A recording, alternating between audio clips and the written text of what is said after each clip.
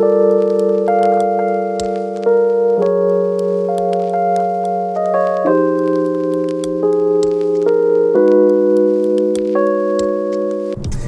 day and welcome to Music Motors and welcome to the 2019 Mitsubishi Eclipse Cross. Now, the Eclipse isn't anything like I remember it being when I grew up. No longer is Paul Walker driving it in a street racing fashion, and no longer is there damage to the manifold and then the floor randomly drops off. Not really sure why that happened, but the Eclipse Cross is something new. It's a crossover SUV for Mitsubishi.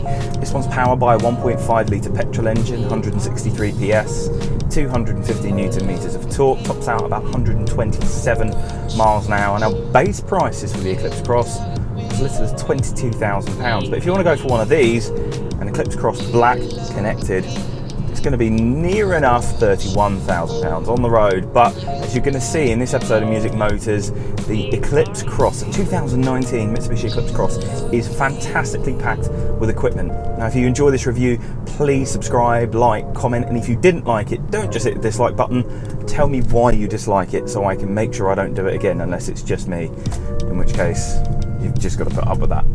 Okay, so you join me in the Eclipse at a very early hour, an hour so early it should be illegal. I'm going to do a around town kind of B-road kind of everyday not touching the motorway type of test, because I'm up at this hour going to the Festival of Speed, so I'm going to bring you along for the day for the most part, but you can basically see what this is like on a day-to-day basis, although I won't spend loads of time with it. For the time that I do, you can see how it does. Let's go.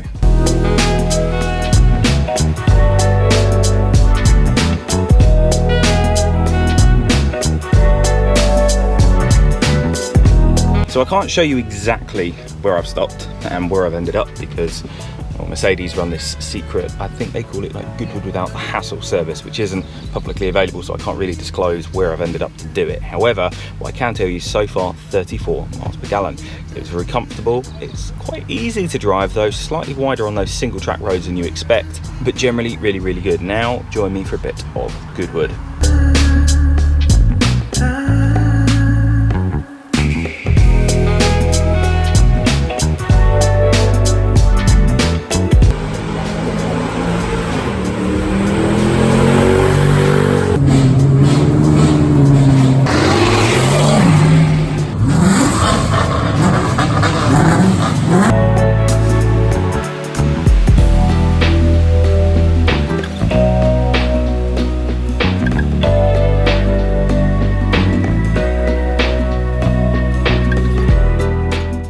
Outside, the Eclipse has very much what we know and love from Mitsubishi, the new design language that they're using throughout not only their commercial but their passenger cars. It's a decent looking front end, there's a little snout nose but kind of stylish, a very Japanese design.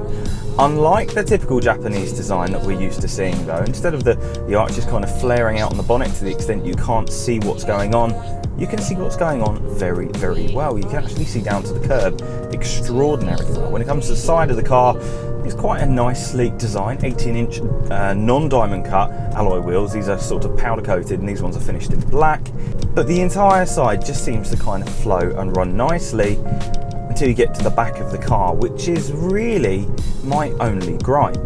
It's a gripe because for me it's somewhat reminding me of the Pontiac Aztec, you know, the car from Breaking Bad. Although a good selling car and although a very practical design, it's not that aesthetically pleasing. Not to say it's totally ugly, it's just not a design that connected for me. The front end I really like. The side profile is lovely and the wheels it's the same sort of design you see on an L200. The back end isn't totally ugly, it's a little bit weird, and I guess it makes it unique. If you don't want something like the German competitors are going to offer you in the crossover SUV segment, you want something that kind of stands out, well this certainly does that.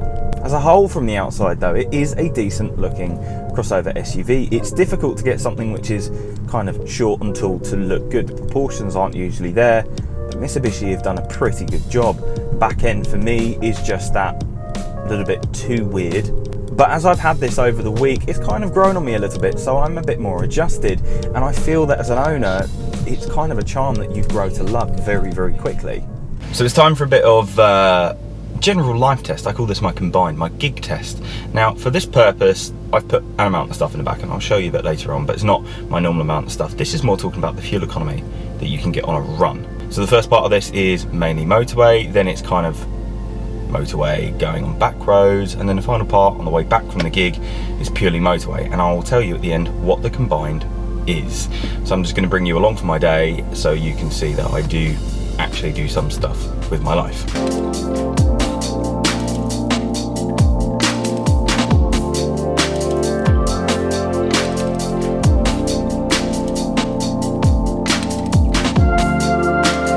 Now, I can't show you this bit because it's not allowed to be shown on screen, but I'll see you in about 4 hours where we'll continue and get on with the day. Wowza, it's a hot one, and you may notice that I'm a little bit red, and you may have noticed a little bit earlier that I was a little bit red, and that's literally to do with the Festival of Speed. I was told multiple times by multiple people to put on sun cream and ignored their wisdom. The result is I look like a burgundy piece of clothing. It's not good. Anyway, on to the next bit, which is going to be getting some photos and images of this to go in this review.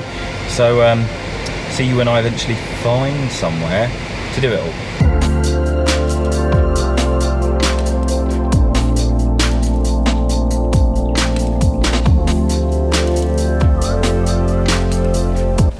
Now it's time to get some footage. So you're just going to sit there while I run around like a headless chicken trying to get all the shots of this for this video.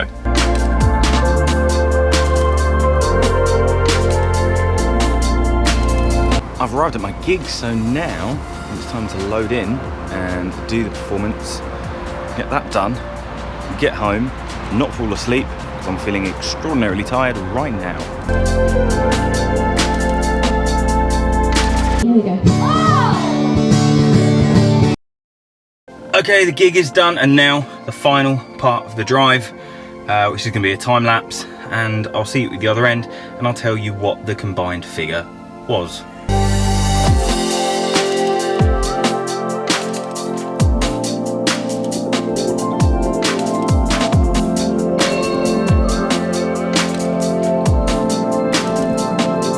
So today was a long day. I covered a lot of miles, about 200 miles today.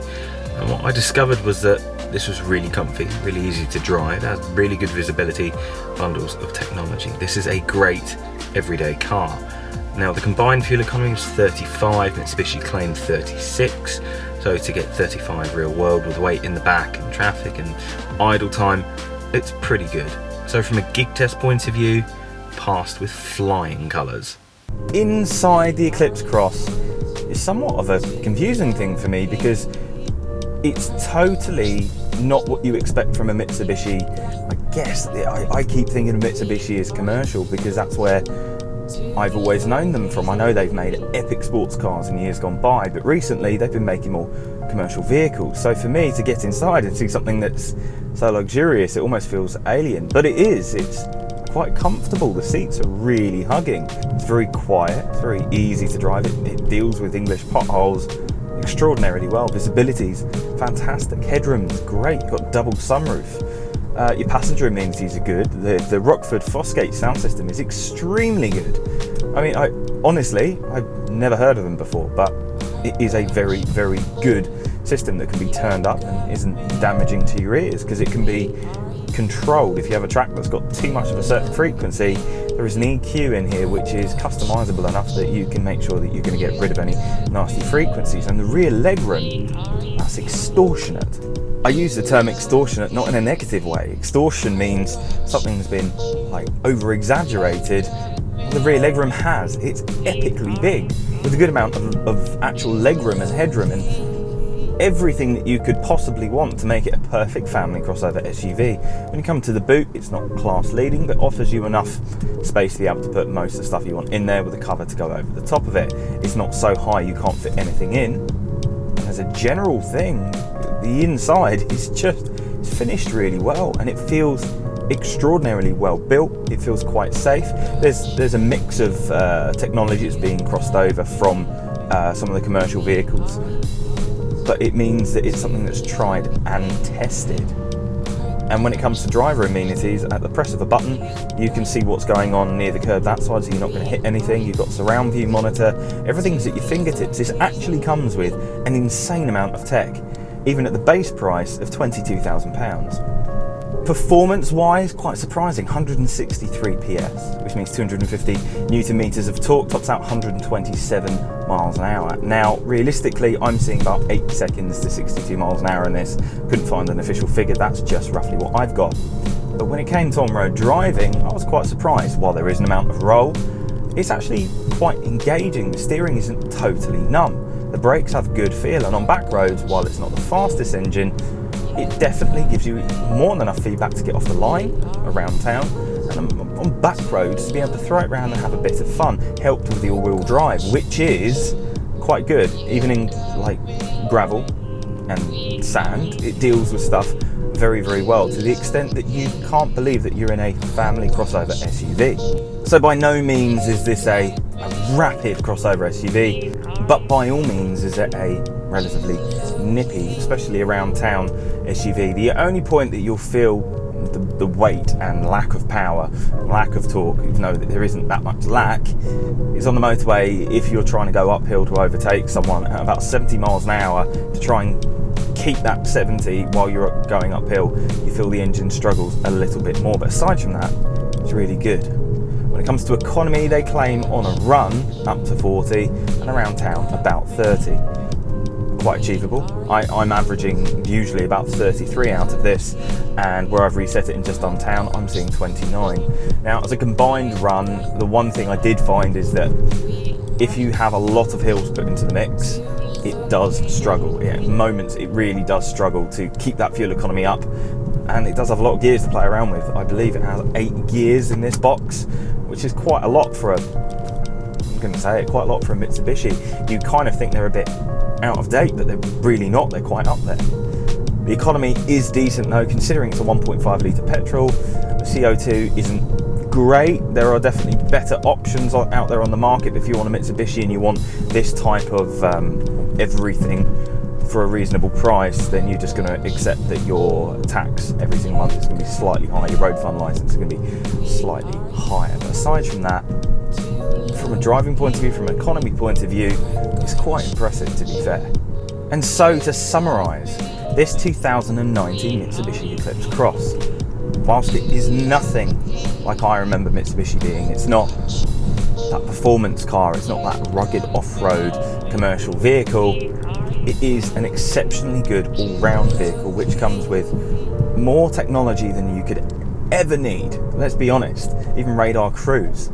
And it comes with a driving feel which isn't totally disconnected. There's so many crossover SUVs which you don't feel the road at all. They're absolutely numb. It just gives you a good amount of feedback. It kind of does everything really well, including the price. 22 base, 31 with some not options, but 31 for the upper trim level, and that's decent. So all I can say is that Mitsubishi have done a really, really good job on the 2019 Eclipse Cross.